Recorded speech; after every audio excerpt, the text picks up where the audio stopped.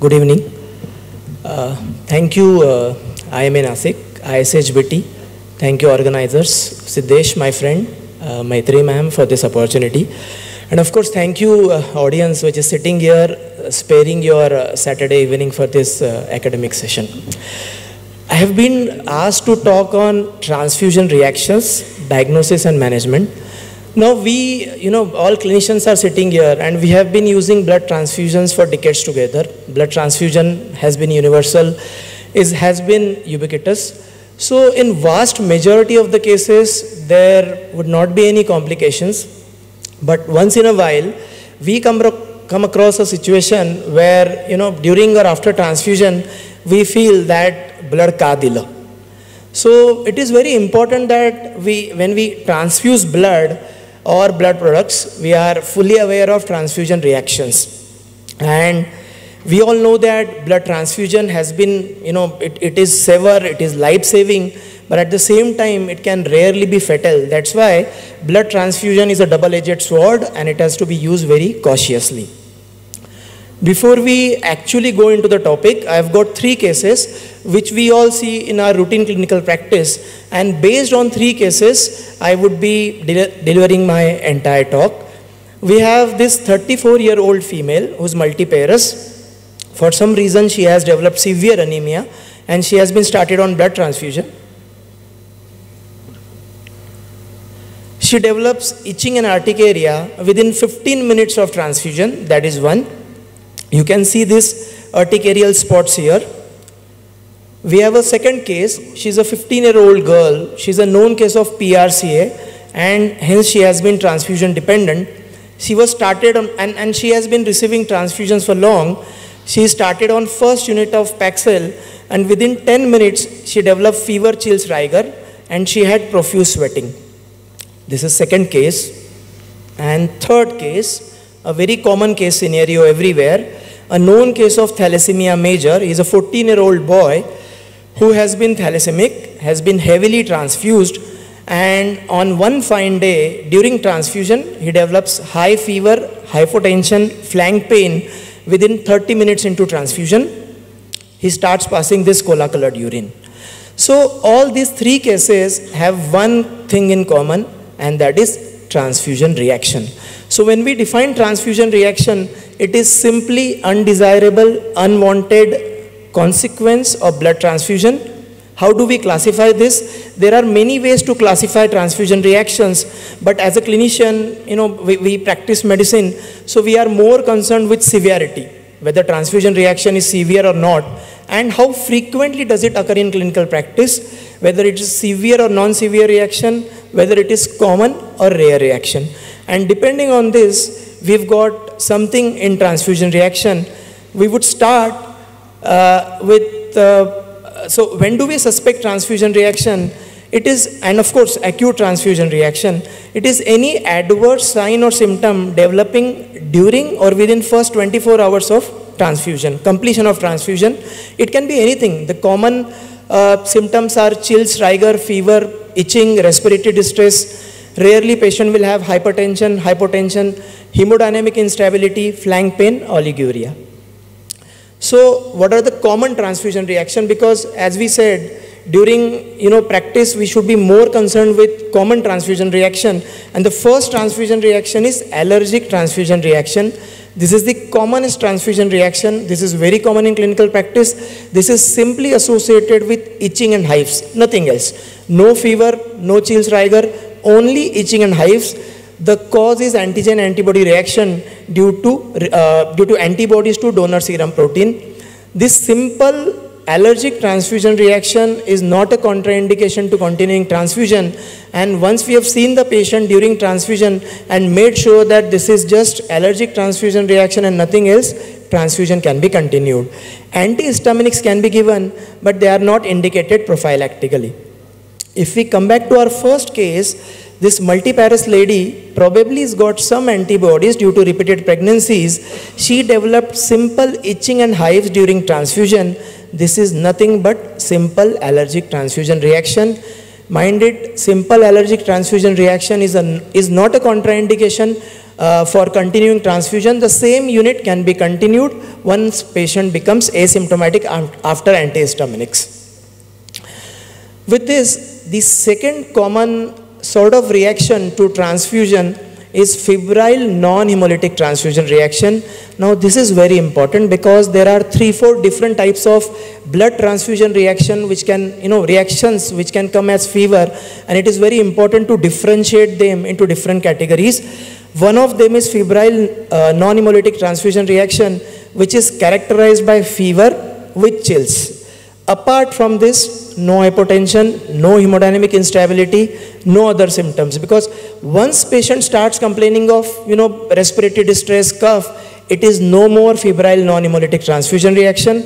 It usually occurs shortly after transfusion, and the commonest cause of this febrile non-hemolytic transfusion reaction is release of cytokines from white blood cells which have not been removed during the processing, and these WBCs which are actually unwanted.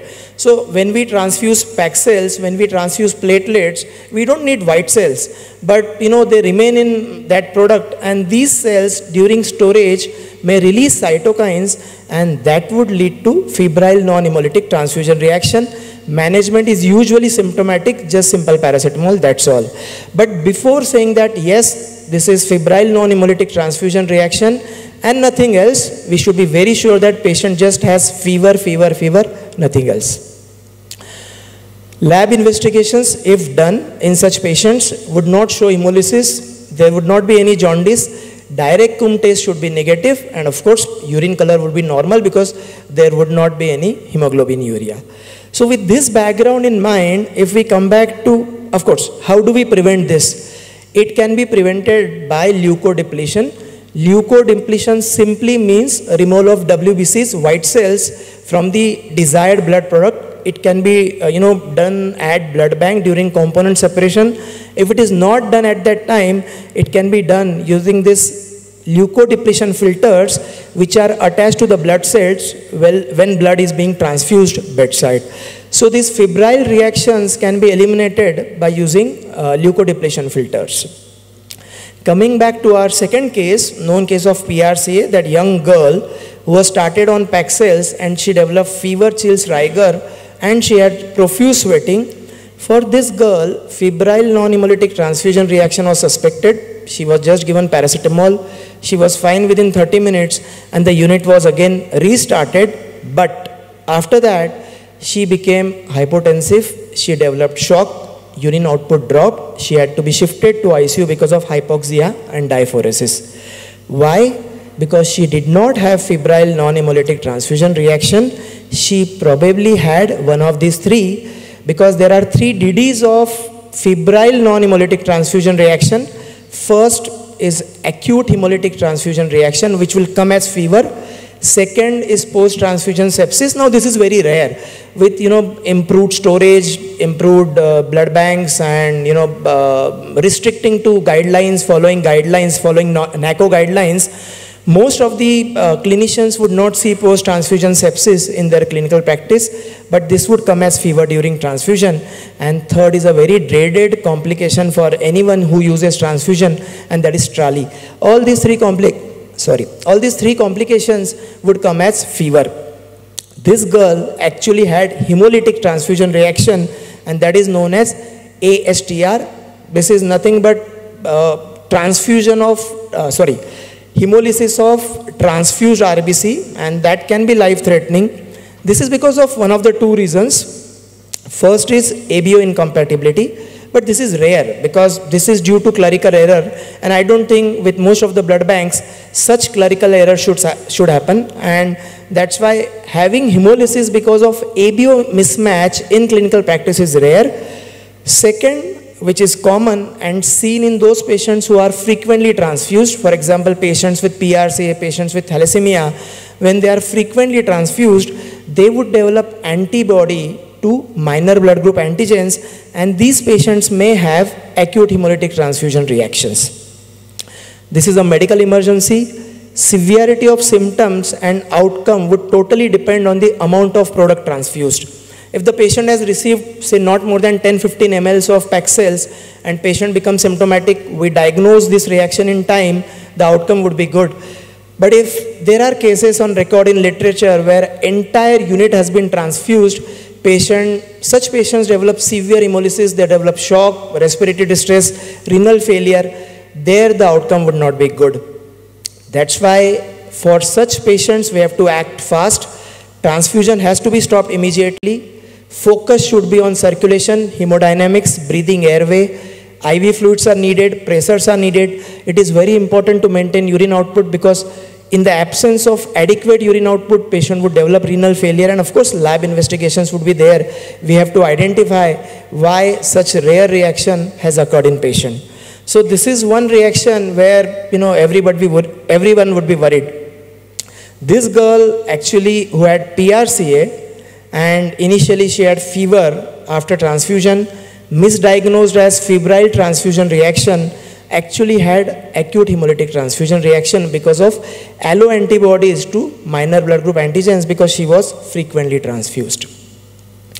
With this, another rare consequence of blood transfusion, although it is rare, it can be life-threatening, and the one who sees it will never forget it for lifetime, and that is TRALI, transfusion-associated acute lung injury. It is nothing but acute lung injury, ARDS, which develops by definition, within 6 hours of transfusion. It is rare but serious. It is because of activation of host recipient neutrophils by donor antibodies. It again comes as fever, chills, and hypoxemic respiratory failure. So we've got 3-4 reactions which can actually come as fever, and that is how we know that whenever patient has fever during transfusion, it should not be taken lightly, because most of the cases it would be non-hemolytic transfusion reaction, but rarely it might be one of these 3, and they can be life-threatening if they are not identified in time. There are various risk factors for TRALI, but what I understand is TRALI would be seen in those patients who are actually sick, who are in ICU, who are on ventilatory support, because they have some factors, they have some risk factors which can predispose them to lung injuries. The clinical features would be dyspnea, cough, there would be hypoxia, there would be tachycardia, and the X-ray would be something like this: diffuse infiltrates all over. This is non-cardiogenic pulmonary edema. Management is totally symptomatic. Once you identify, stop blood transfusion, give oxygen. If patient is not improving, give BiPAP. If no improvement, of course, patient has to be put on invasive ventilation. Blood pressure has to be maintained. Pressors may be needed. The role of steroids is controversial. In fact, it has been found over years that steroids may do more harm. That's why steroids are out when it comes to TRALI. There is one more look-alike of TRALI, and that is TACO. It is simply fluid overload, transfusion-associated circulatory overload. It very much looks like TRALI. That is why it is look-alike of TRALI. It is nothing but volume overload. So volume overload leading to dyspnea, congestive cardiac failure, rise in JVP, and it presents as respiratory distress. If we further go ahead with lab investigations, there would be presence of markers of heart failure. Such patients would respond wonderfully to diuretics. There should not be any fever. There would be only dyspnea and signs of heart failure. Treatment, symptomatic, oxygen, and very important, diuretics. Once we give adequate diuretics, patient would improve. Rare complication, transfusion-related sepsis. It is simply bacterial sepsis. The source would be donor blood, donor skin, or probably environmental contamination due to inadequate precautions which are taken during production of blood or packaging. It's a rare complication. The organisms which are implicated are cryophilic organisms, because they can survive the cold temperature of storage. The blood is stored at 4 degrees centigrade. So organisms like Yersinia, Pseudomonas, and some gram-positive cocci would lead to transfusion-related sepsis. Symptoms are again fever, developing within 30 minutes, tachycardia, hypotension. it is very important to identify transfusion-related sepsis, start broad-spectrum antibiotic, focus on ABC, IV fluid pressures. So most of the blood transfusion reactions which come as fever are problematic. Remaining reactions which just simply come as itching, hives may not be problematic. There are delayed transfusion reactions which we will not discuss. Post-transfusion purpura is severe thrombocytopenia weeks after transfusion, and very rare but fatal complication which I would like to mention here is transfusion-associated GVHD, which would present as GVHD. This is the same GVHD which we see in post-transplant patients coming as pancytopenia, skin and GI symptoms. These are the rare but delayed complications. So once we have seen so many complications of transfusion, the real question is, for a clinician, how commonly do we see them in clinical practice? We have seen that allergic reactions are common.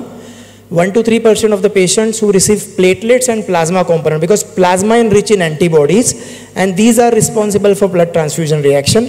So 1 to 3% of the patients who receive platelet plasma product would have reactions. With PAC cells, pure red cells, the reactions are rare. Febrile reactions, febrile non-hemolytic transfusion reactions, probably 1%. And the other reactions, TRALI, TRACO, are very rare. But when we give so much of blood, we use blood transfusion during entire course of our clinical practice, we should be aware of rare complications also. So the real clinical question is, what should we do? Once we face blood transfusion reaction during clinical practice, first would be stop transfusion. Second would be look at vitals, airway, breathing, circulation, and most important, asking us as well as lab or blood bank why this reaction occurred. And there comes the role of lab testing. That would include clerical check of component container, paperwork, patient label, patient identifying information, blood product identifying information, repeating ABO, blood grouping on pre-transfusion, post-transfusion sample, performing direct Coombs test, indirect Coombs test on post-transfusion sample, antibody screen, and so on. So once patient has developed reaction, blood product is there in the ward, blood is very precious. It's a precious resource. So can that same product be used in a patient who has reacted to that? Yes, if the reaction has been minor, just allergic reaction, but no, if the reaction has been transfusion reaction, hemolytic transfusion reaction, anaphylaxis, or TRALI. So summarizing all this, types of reactions, it would range from clinically benign to actually malignant reaction, which can be life-threatening. Incidence, it can be very common for allergic reactions, very rare for rare reactions. When to suspect? Immediately after transfusion, but they keep on happening, up to 24 hours.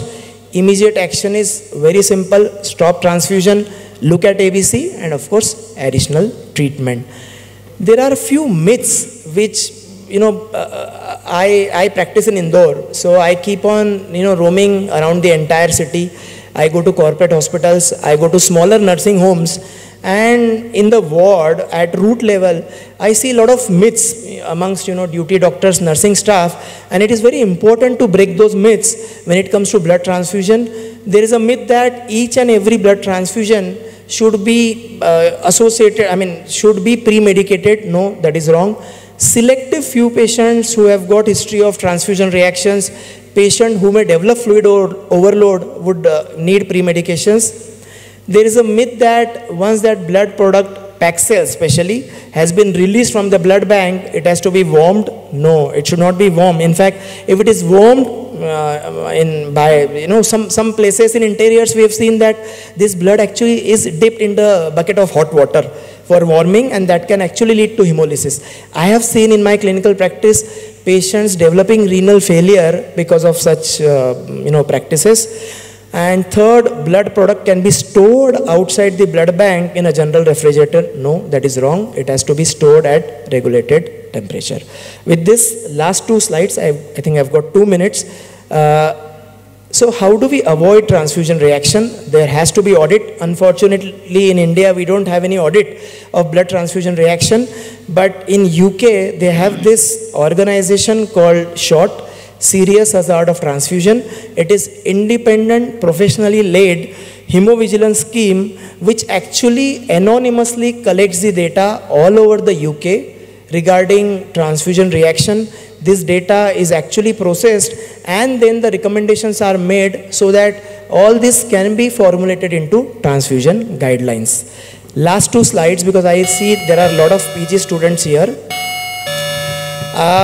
For PG students, so after this, if you have been attending, which of the following can be prevented by leukodepletion? Which of the following reaction can be prevented by leukodepletion? Any answer from the audience? Yes, it is febrile non-hemolytic transfusion reaction. All other reactions cannot be prevented by leukodepletion.